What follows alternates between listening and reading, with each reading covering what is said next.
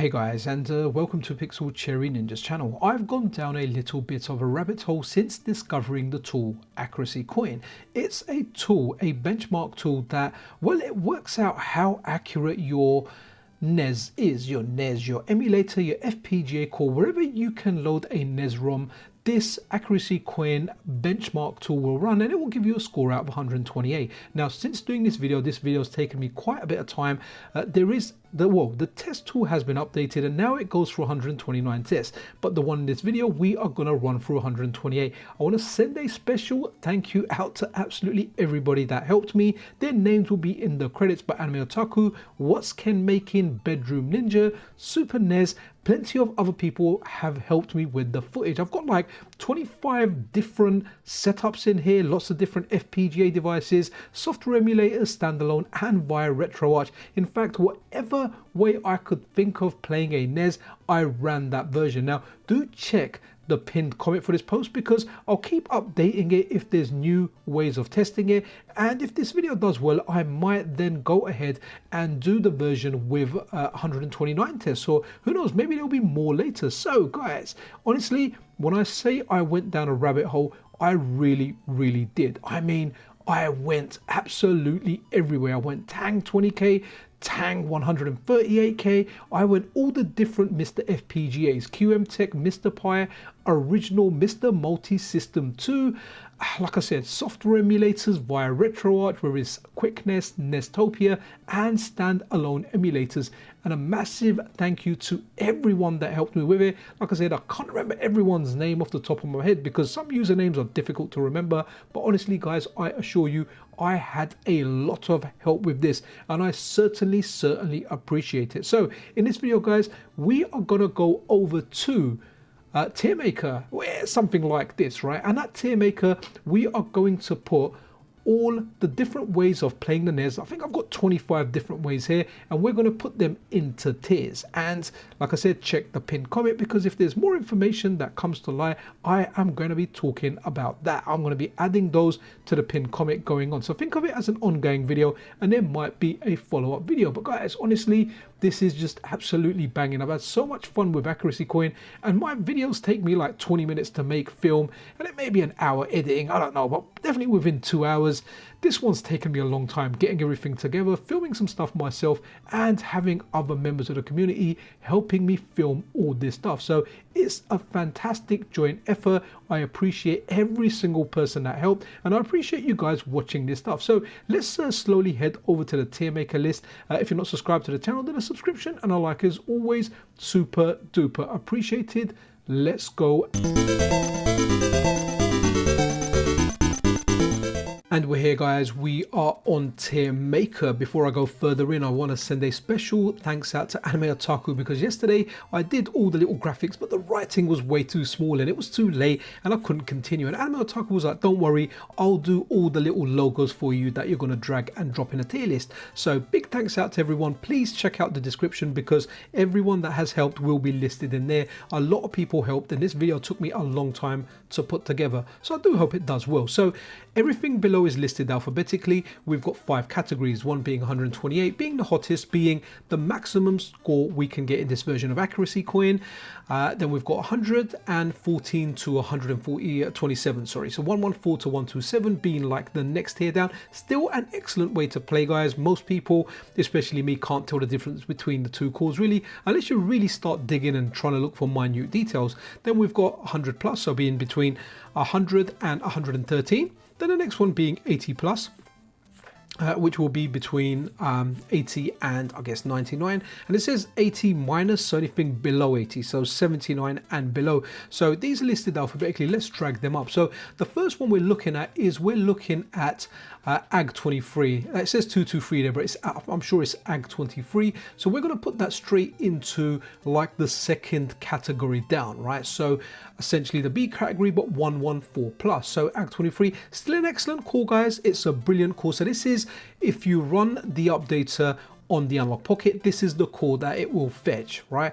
And then the next one we've got is the spiritualized core, which is going to go down here because it scores 85 out of 128. That is the other core you get. So if you if you tell your Analog Pocket updater to grab every single core, it will grab 2 cores. Well, you can kind of get the Analogizer core as well, but that's based on the AG23 core, the Adam Gastineau core, which is a port of the MiSTer core ported over to the Analog Pocket. So we've got the 2 cores here.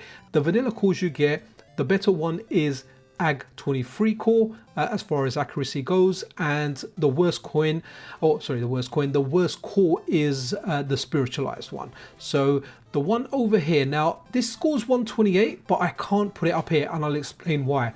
I'm going to put this down here as 128 plus, and maybe in future it will get promoted to the higher one. And you're probably wondering, why the heck haven't I scored it over there? Well, here's the reason, guys. So some mappers had to be removed in order to get this to fit on the Analog Pocket, and that's quite possible that it will get reworked, it will get looked at, and maybe it will be on par with the MiSTer ones. We'll have a look at the MiSTer ones when we get to them, which we're going to get to next, in fact. So some mappers had to be removed. So even though it scored 128, you may find some issues with certain games if those specific mappers are missing. So for that reason, this is a tweak of the course. So I've got a video on it. There's an article there's an article on Metal Game Solid as well, where it teaches you the file you need to download and what you need to replace in order to get this core. I'll try and link it in the description.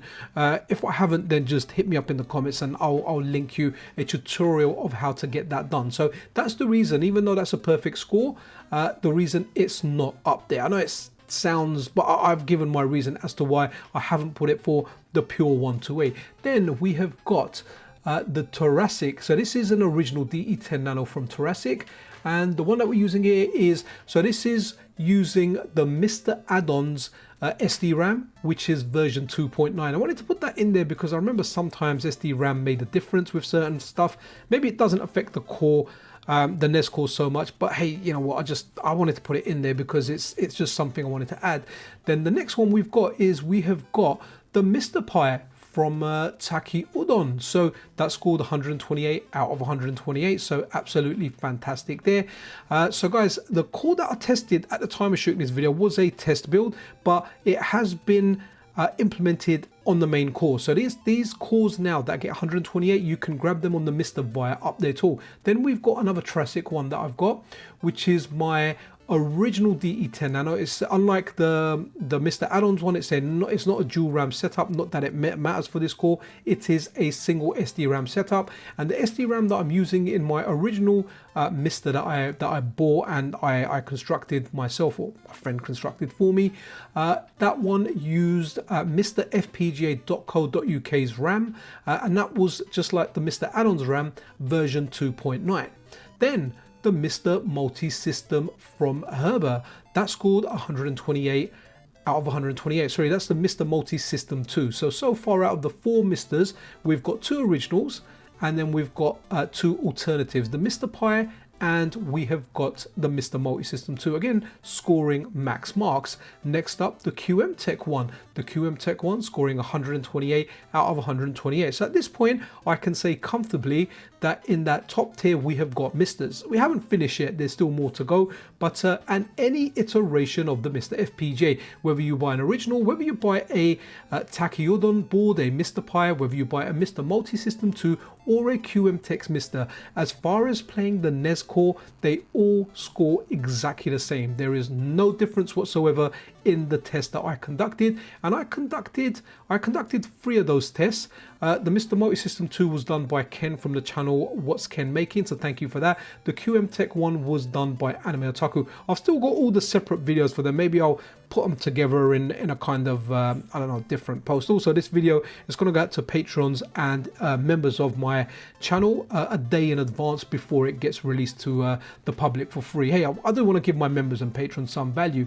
Right, so the next one is Family Computer. That's a Famicom, and it's using an EverDrive, and it's got the Lava RGB mod, and that scored 119 out of 128. Now it's quite possible. So this was done by a Discord user called SuperNES, so thank you for that one.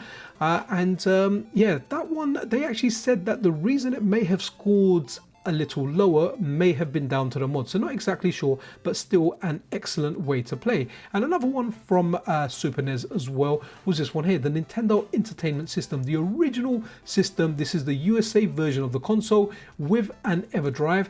Like the top loader NES scored maximum marks, 128 out of 128, which is great because I've definitely heard some people getting a lower score on an actual NES. So it's really cool to see that all the MiSTer FPGAs are on par with an original NES that has not been modified. The Famicom got a Lava RGB mod and it scored 119 out of 128. Now, guys, you honestly, the 114 cores are excellent. I can't really tell the difference.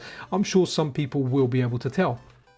Okay, so the next up, we have got a Noir, and this is using a jailbreak, and it's using like the latest jailbreak core on there. So I don't have one of these. This was, I've forgotten the person's name. They've got like a T3 in their name that did this for me. I'll leave their details in the description, so do check that out. Do appreciate your work. So this is 91 to 128. So this is gonna go here. It's gonna go with the spiritualized core on the Analog Pocket because it scores between 80 and 99. So that's the mini, what is it called? Oh, I forget what it's called now. It's called the Noir NT Mini or something like that. Really sorry, I don't actually have this one, but there you go. You've got a picture of it there. I know it's small, but you can see it. Right, next up, we've got an emulator, FCEUMM. So what I did was I used the ones available in RetroArch, and then we done some standalone ones as well, and that scored 84. So that's gonna go over here. Then the next up, we have got Messen via RetroArch. It gets interesting with Messen. So again, that's going to go in this one here. No, that's going to go up here. So 100 plus. Yeah, between 100 and 113. So that's the RetroArch Messen core. And by the way, guys, the cores for RetroArch, I updated to the latest version of RetroArch. It was tested on a Windows machine, Windows 11 specifically, and I updated to the latest version of the cores. I went in and I said update cores, update all cores, so I do have the latest ones in this. Then we have got Nestopia from via RetroArch, just under 100, so that's going to go in this category where it goes between 80 and 99 with a score of 98. Then after that we have got QuickNES, and again via RetroArch, 86 out of 128, so that's going to go over here. Okay, then we have got the Saipei Tang 20. So this was done by Bedroom Ninja, and this scores 114. Okay, so that's the Saipei 20K. That's the really small, really cheap FPGA with only 20,000 logic elements, but it scored a respectable 114, which is on par with the Analog Pocket the core that's available via update tool, the main stable core, and also we're very close to a Lava RGB Super Famicom.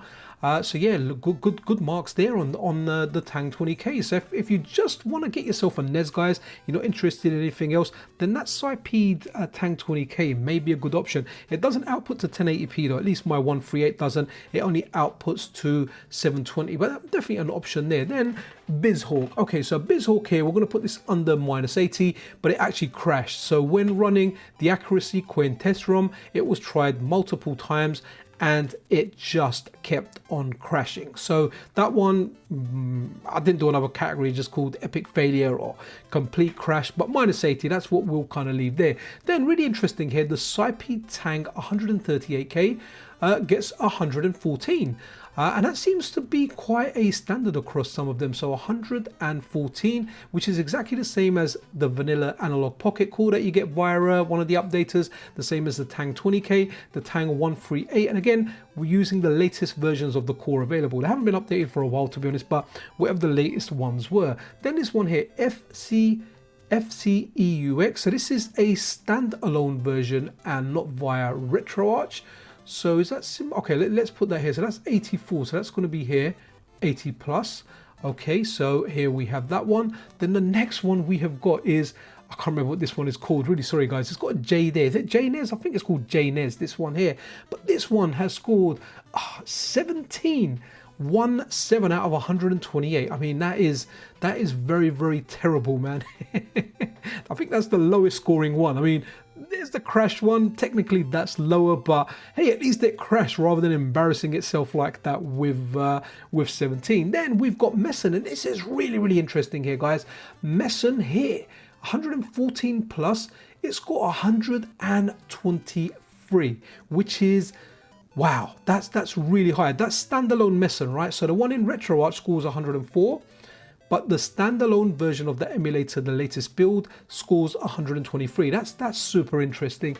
And this one here, this is Nestopia Standalone, and Nestopia Standalone scores 96. And where's the Nestopia? Okay, so the Nestopia via RetroArch, interestingly enough, scored 98, and this scored 96. So via RetroArch, it's a little bit better. Don't ask me how, I don't understand. Now, there are likely more ways to try. Please let me know what other ways to try, and maybe in time I can leave a pinned comment on this video just going through all the different options that we have, and we can put the scores there, or maybe I can do a continuation of this video. It'll be interesting, and maybe run like a newer version of AccuracyCoin, because we do have one that does 129 tests now. So this is kind of the end of the video, unless you want me to put all of these in a particular order, which I do think I can move them around.